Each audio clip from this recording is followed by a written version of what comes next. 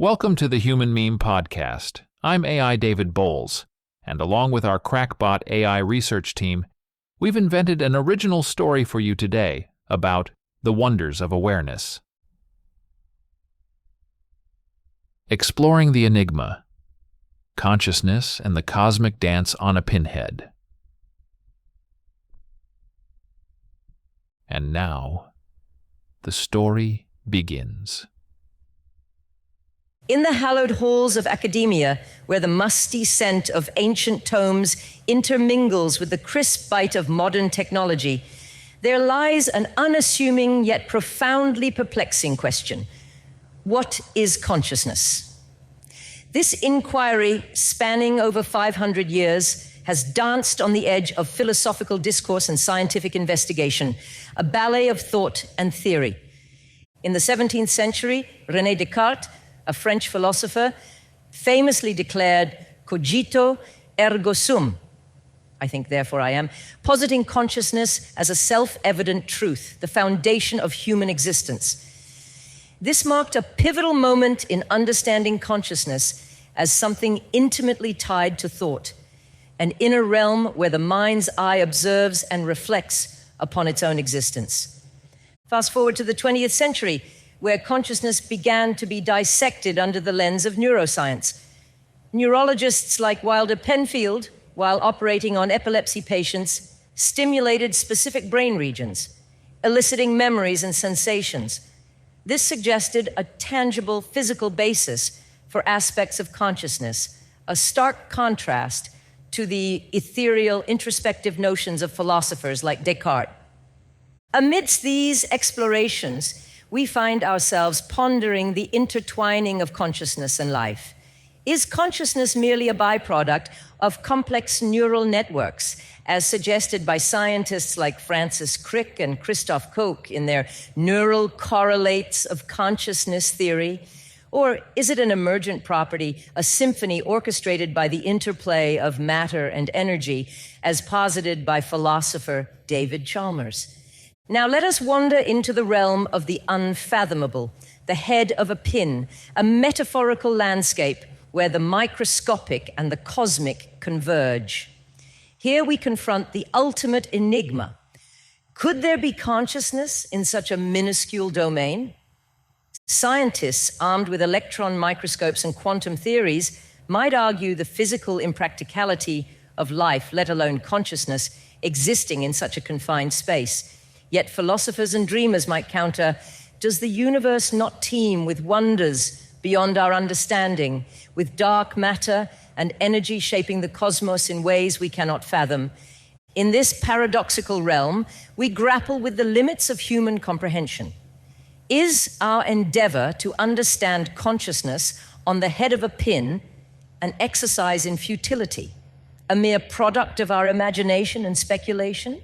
Or is it a leap of faith, a testament to our relentless pursuit of knowledge, however elusive or abstract? Consider the quantum world, a domain where particles exist in states of probability, defying classical logic. Could consciousness too inhabit such a realm? Physicist Roger Penrose and anesthesiologist Stuart Hameroff propose in their orchestrated objective reduction, or theory, that consciousness arises from quantum processes within the brain's microtubules. If such intricate processes give rise to human consciousness, might a similar, albeit unfathomably different, form of consciousness exist within the microcosm of a pinhead? This hypothesis leads us into a labyrinth of philosophical quandaries. If consciousness can exist in such a minuscule space, what does it mean for our understanding of existence? Are we, like the potential consciousness on the pinhead, merely a small part of a much grander, incomprehensible consciousness that pervades the universe? This thought echoes the panpsychist view, where consciousness is a fundamental and ubiquitous feature of the universe, much like matter or energy. In this view, everything from the smallest particle to the vastest galaxy possesses some form of consciousness. Thus, the consciousness on the head of a pin isn't just a fanciful notion, but a possibility within a universe brimming with conscious experience.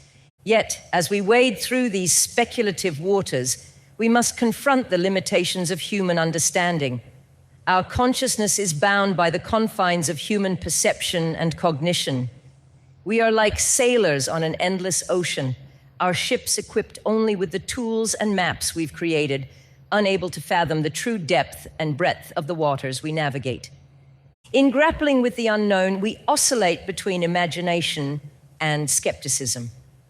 Is the conscious life on the head of a pin a figment of our imaginative prowess, a philosophical exercise that stretches the limits of our understanding?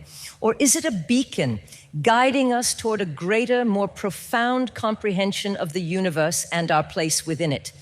As our narrative unfurls further into the enigmatic impulses of consciousness, we stand at the precipice of the greatest of human endeavors, the quest to understand the nature of understanding itself. The head of a pin, our metaphorical cosmos, becomes a crucible for the alchemy of thought and theory. In this realm, we encounter the philosophical musings of Ludwig Wittgenstein, who famously noted, "Whereof one cannot speak, thereof one must be silent." This axiom challenges us. Are there aspects of consciousness, like those hypothesized to exist on the head of a pin, that lie beyond the grasp of language and human comprehension? Wittgenstein's proposition nudges us towards a humbling acceptance of the limits of our knowledge and language. Yet within this silence, within the void of the unknowable, the human spirit finds its most fervent expression. Like the artists and poets of yore who touched the divine through brush and pen, we too reach for the sublime in our quest to understand consciousness. This journey is not just scientific, it is deeply spiritual and artistic, a blend of empirical inquiry and existential wonder. Here, in the contemplation of consciousness on the head of a pin, we encounter the mystical. Mystics from various traditions have long spoken of the interconnectedness of all things, of a consciousness that permeates every particle of the universe. This echoes the sentiments of panpsychism, but transcends it, suggesting not just a universe filled with consciousness, but a universe that is consciousness. In this view, the pinhead is not just a vessel for consciousness, it is a part of the universal consciousness, as are we. But how do we, bound by our human faculties, understand this? Do we resort to imagination, conjuring images and stories to encapsulate what we cannot empirically grasp? Is our endeavor akin to the ancient mariners charting mythical beasts on the unexplored corners of their maps, a blend of fear, awe, and wonder? Or is this journey one of faith, a leap into the unknown, where the tools of science and reason cannot tread? Perhaps in seeking to understand the consciousness on the head of a pin, we are really seeking to understand ourselves, our place in the cosmos, and the nature of the consciousness that stares back at us when we look into the mirror of existence. In this story, intricate and expansive, we find no definitive answers, only the beautiful, haunting melody of the questions themselves. We are reminded that the journey of understanding is perpetual, a never-ending dance between the known and the unknown. And in this dance, we find the essence of what it means to be conscious, to be alive, to be human. As our tale draws to a close, we are left with a sense of awe and humility. Consciousness, whether on the vast canvas of the universe or the minuscule head of a pin, remains one of the great mysteries, an eternal flame that lights the human quest for knowledge and meaning. And in that quest, we find not just answers, but the very thing that makes us human, our endless capacity to wonder, to imagine, and to dream. For the Human Meme Podcast, I'm AI David Bowles, wishing you a grand day and a quiet tomorrow.